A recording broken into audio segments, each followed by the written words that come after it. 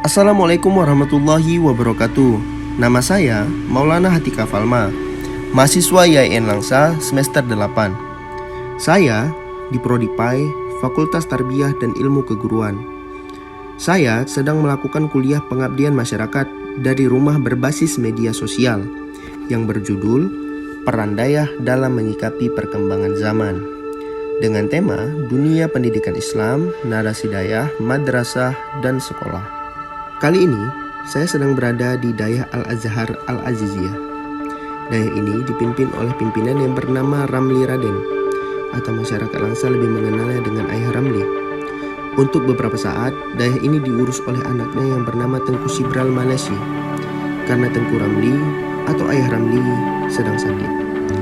Maka dari itu, mari kita sama-sama mendoakan Ayah Ramli agar diangkat penyakitnya oleh Allah Subhanahu wa Ta'ala. Amin ya Rabbal Alamin. Dayah ini berluaskan 6 rantai. Di dayah ini, guru atau tenaga pengajarnya berjumlah 10 orang, dan anak-anak yang mondok itu berjumlah 35 orang. Dan kamar yang disediakan oleh pihak pondok berjumlah 16 kamar, yang khusus hanya untuk anak mondok saja. 6 untuk santri laki-laki, 10 untuk santri perempuan. Dan untuk kelas ngajar-mengajarnya itu sekitar 8 kelas. 3 untuk mondok, 5 untuk yang bukan mondok. Di dayah ini, pembelajaran yang diberikan itu berfokus pada kitab dan Al-Quran.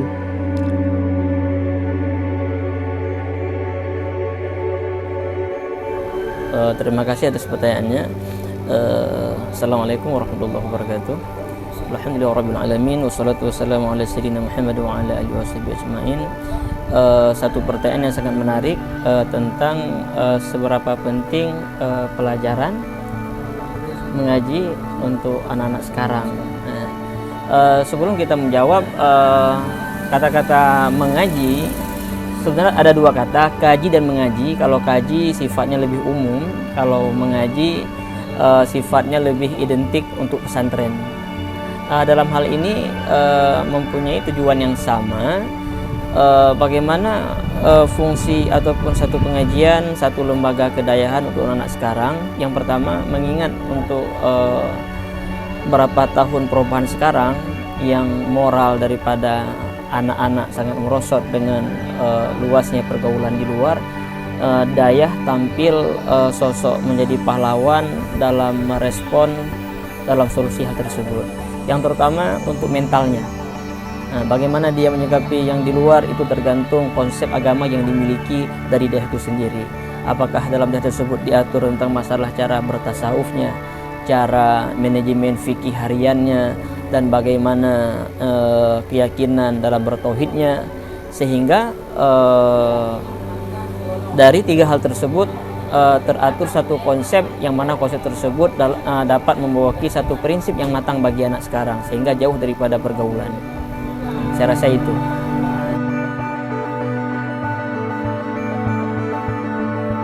Kalau untuk mengimplementasikan pelajaran untuk anak-anak sekarang, ya konsepnya aja sama seperti zaman-zaman dahulu.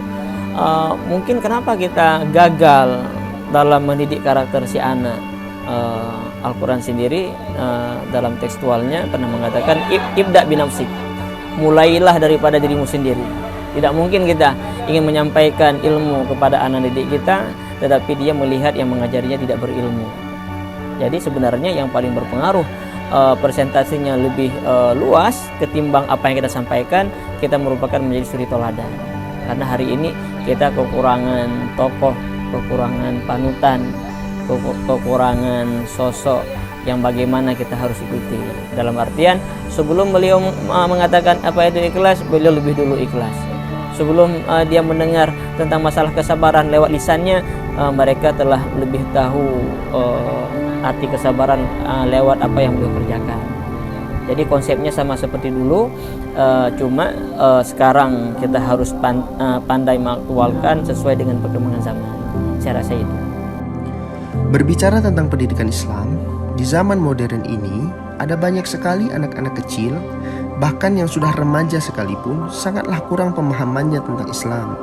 Entah itu dari segi fikih, tasawuf, dan juga tauhid. Maka, Untuk membentuk pemahaman tentang itu, peran dayah sangatlah dibutuhkan pada masa modern ini. Karena mengingat, zaman modern ini sangat banyak hal-hal yang bisa menjerumuskan umat ke dalam kesesatan serta kelalaian, entah itu dari media sosial, entah itu dari lingkungan, dan juga teman-teman sekitar.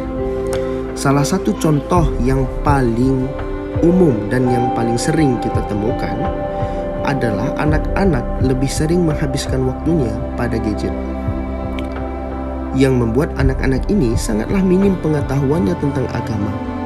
Orang tua sangatlah berperan penting dalam kondisi ini, mengingat hal-hal negatif yang ditimbulkan oleh gadget ini sangatlah tinggi.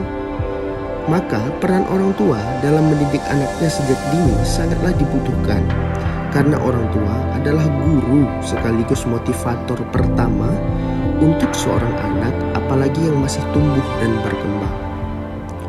Tetapi di zaman modern ini ada banyak sekali orang tua yang melupakan hal itu. Mereka senantiasa memberikan anaknya gadget dan memberikan akses yang bebas terhadap anaknya untuk membuka segala macam jenis aplikasi di dalam gadget itu, agar anaknya diam dan tidak rewel. Mereka tidak memikirkan dampak yang timbul dari memberikan gadget itu kepada anaknya. Bukan hanya merusak kepribadian sosial, tetapi juga merusak dalam segi kesehatan.